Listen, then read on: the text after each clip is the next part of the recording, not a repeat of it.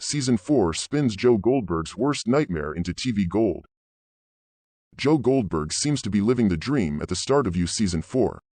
Now that he's murdered his wife, faked his own death, and left his son with a friend, Season 3 was intense. Penn Badgley's charming stalker character has made his way to London and goes by the name Jonathan Moore. Sadly for him and happily for viewers, however, Joe's past soon comes back to haunt him in the form of a blackmailing stalker. As a control freak, this might just be Joe's biggest nightmare, which is what makes it so fun to watch. Joe spends Season 4 determined to be a different person, a decent person. Someone who does not kill or stalk his neighbors. Viewers will be relieved to know that his success in this area remains spotty at best. For one thing, his priorities change just a little after he wakes from a drugged haze to find a dead body in his apartment. The killer soon begins sending Joe untraceable messages, through an encrypted app they've somehow installed on his phone, that make clear they know who Jonathan Moore really is. Let the whodunit begin.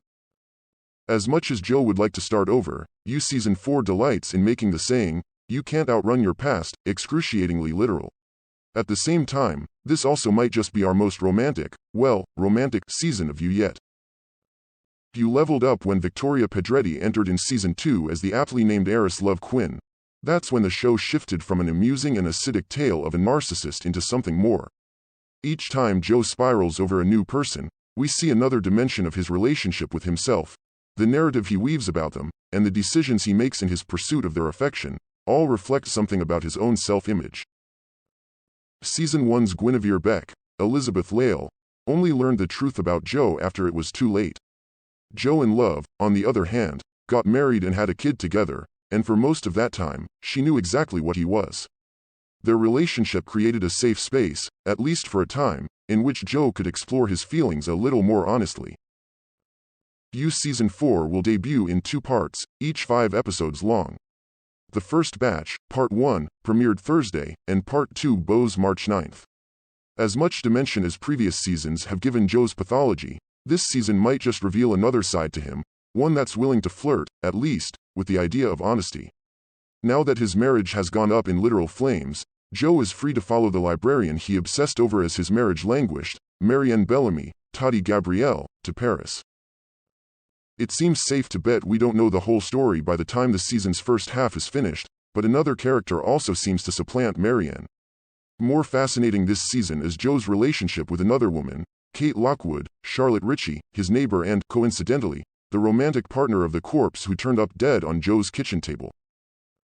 You might imagine that given everything that Joe's going through, a reminder, faking his death, missing his child, maintaining his ongoing denial about the circumstances under which he murdered his wife, finding his neighbor's dead body, and also learning to drive on the left side of the road, he might not have time to stalk another woman. In this case, you would actually be right. The resulting dynamic feels distinct from anything we've seen on you before. At first, Joe mostly sees Kate as an obstacle in his way as he tries to find out who's stalking him. Over time, however, it becomes clear that both Joe and Kate are beginning to recognize pieces of themselves in one another. It's in that unexpected connection where some of the season's most fascinating work lies.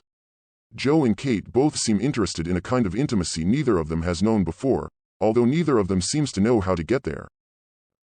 As usual, Joe keeps himself to half-truths, but for a brief moment, one can eventually almost imagine a scene in which he tells her the real truth. Neither Joe nor Kate seems particularly well practiced in the art of trust, but nevertheless, they establish an implicit kind of trust that almost seems anathema to both of them. Alas, Joe's past, and that stalker, remain an ever-pressing burden, and Joe finds no shortage of suspects in Kate's orbit, including Kate herself. But which one of these pampered monsters really has the gall to hack a man to death and frame someone else for his murder? Do any of them? It won't take Benoit Blanc to solve this mystery, but how Joe moves on from it will be the big question as the series moves into Part 2 next month. After so many years living behind a wall of lies, can Joe really open himself up to true intimacy? Probably not, but as usual, I'm perversely fascinated to find out how his romantic bubble might burst this time.